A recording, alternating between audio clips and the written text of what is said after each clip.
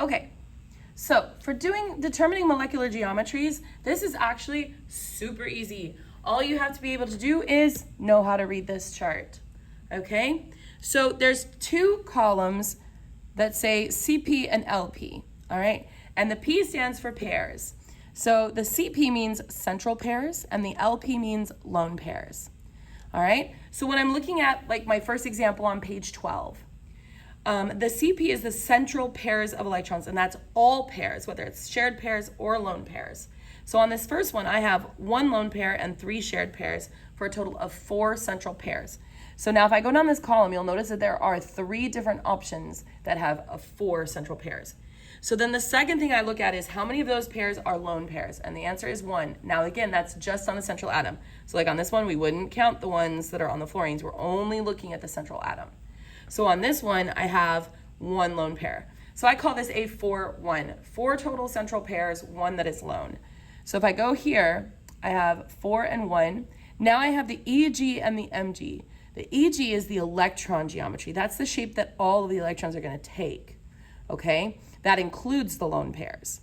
The molecular geometry is the shape of the molecule itself, which does not take into account the lone pairs other than how they move the shared pairs away from it, okay? So for a 4-1, our electron geometry would be tetrahedral, but our molecular geometry would be trigonal pyramidal. So on our paper, we're going to fill that in.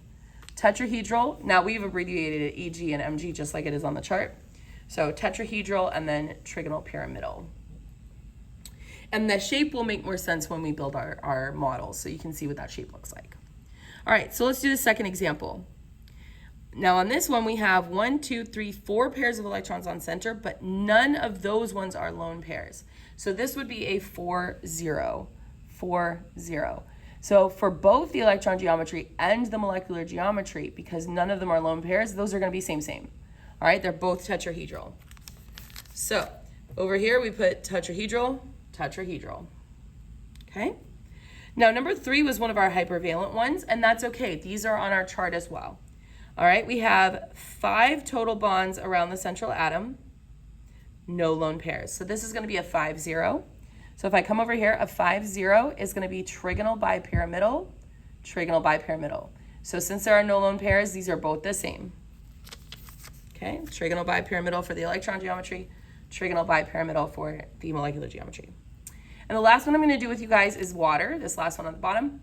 So you've got 4 total pairs, 2 that are lone, 2 that are shared. Okay, so 4, 2. All right, this is a 4-2. 4 central pairs, 2 of them are lone pairs. So our electron geometry here is still tetrahedral, but our shape of the water molecule itself is angular or bent. Okay, so a tetrahedral electron geometry and a molecular geometry of bent. Now, one last thing I want to mention to you is that when you have a double or a triple bond, you count that as 1 central pair. I know it's not actually a single pair, but because the double bond and the triple bond are in the same place, we count it as 1 region of electrons. So if I had like CO2 where I have a double bond on the left and a double bond on the right, that would actually be a 2-0 because I have the 2 double bonds but no lone pairs, so that would end up being linear. Okay, so go ahead and do your electron geometry and your molecular geometry for the rest of the ones on page 12.